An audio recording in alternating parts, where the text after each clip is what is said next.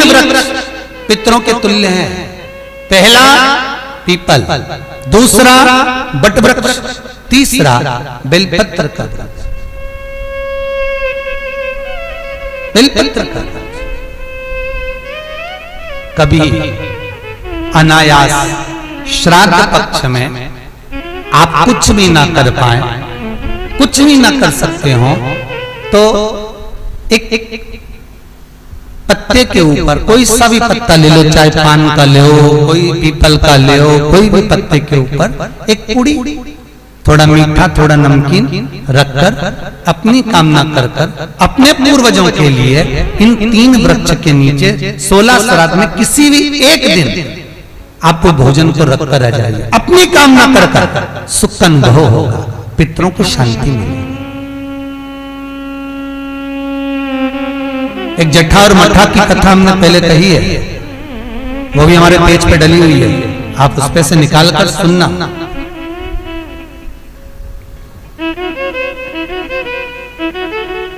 उसमें भी हमने व्याख्यान वर्णन करा जट्ठा मट्ठा की कथा। तीन वृक्ष पितरों के तुल्य हैं, तीन पक्षी पितरों के तुल्य हैं, कौवा, हंस और गरुड़।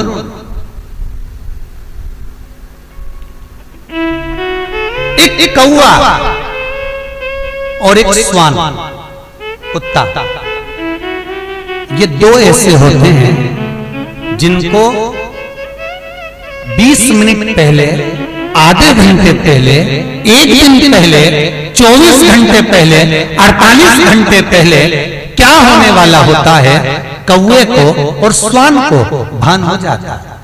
क्यों? क्योंकि ये यमलोक में जहां यमराज निवास करते हैं, श्वान और कौवा उस स्थान का भाग ग्रहण करते हैं और इनको ये ज्ञान पूर्व से यमराज से प्राप्त होता रहता है, पूर्वभान होता प्राप्त होता रहता है। एक कौवा एक श्वान, कोई घटना घटने वाली होती है तो कुत्ता रोने लगता है, कोई घटना घटने वाली होती है तो कौवा आकर बैठ जाता है, कोई आ रहा है तो कौवा आएगा, कोई भाव सूचक है तो कौवा आकर बैठेगा। दरवाजे पर कैसे, उसका भी भान है, अटारी पर कौवा कहां बैठा है, दरवाजे पर कौवा कहां बैठा है, किस स्थान पर कौवा विराजमान है, उसका भी भाव हमारे शास्त्र में वर्णन।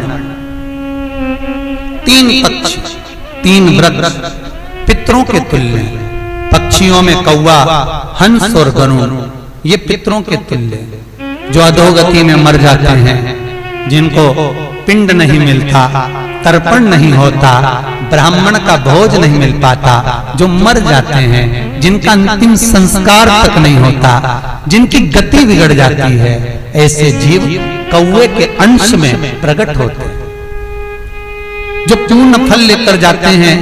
पितृलोक में जगह नहीं होती, बैकुंठ में जगह नहीं होती, कहीं अगर जगह नहीं है देवलोक में तो इनको कौवे के अंश में, गरुड़ के अंश में या हंस के अंश में डाल दिया जाता है।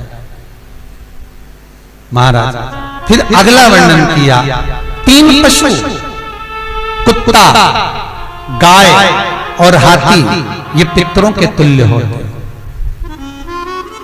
शिव महापुराण की कथा कहती है, अगर श्राद्ध पक्ष में गया नहीं जा सकते तो गाय के मुख में गयासुर ने वर दिया था कि गाय के मुख में अगर कोई गया नहीं आ पाएगा तो गयासुर 16 दिन गाय के मुख में निवास करेगा, और गाय के मुख में श्राद्ध के समय पर अगर कोई रोटी देगा, श्राद्ध के समय पर जो भाग देगा, उसको गया जी में पिंड करने का पुण्य फल प्राप्त होगा। ये गयासुर का वर गौ माता के लिए था। तो गाय के मुख में 16 दिन तक गया क्षेत्र का पिंड का भाग प्राप्त होगा। कुत्ता, गाय और हाथी। श्वान को रोटी क्यों देते हैं? क्योंकि श्वान पितरों को अपना भाग प्रदान कर देता है, श्वान रखता नहीं है, चुका देता है। फिर तीन जलचर है महाराज जो पितरों के तुल्य हैं, मछली, कछुआ और नाग।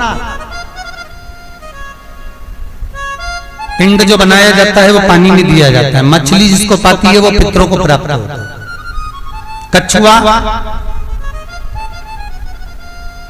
श्रावण के इस 16 श्राद्ध के अंतर्गत कछुआ यदि आपके दिए हुए भाग को पा लेता है तो वो जीव उसी समय पर तर जाए। और महाराज नाग वो भी पितरों के तुल्य माना। इन 3 पितरों के क्रम का वर्णन किया गया है। भगवान शिव ओगरदानी बट का वृक्ष के रूप में ब्रह्मा को बना देते हैं और शंकर बटकेश्वर महादेव के रूप में विराजमान हो जाते हैं।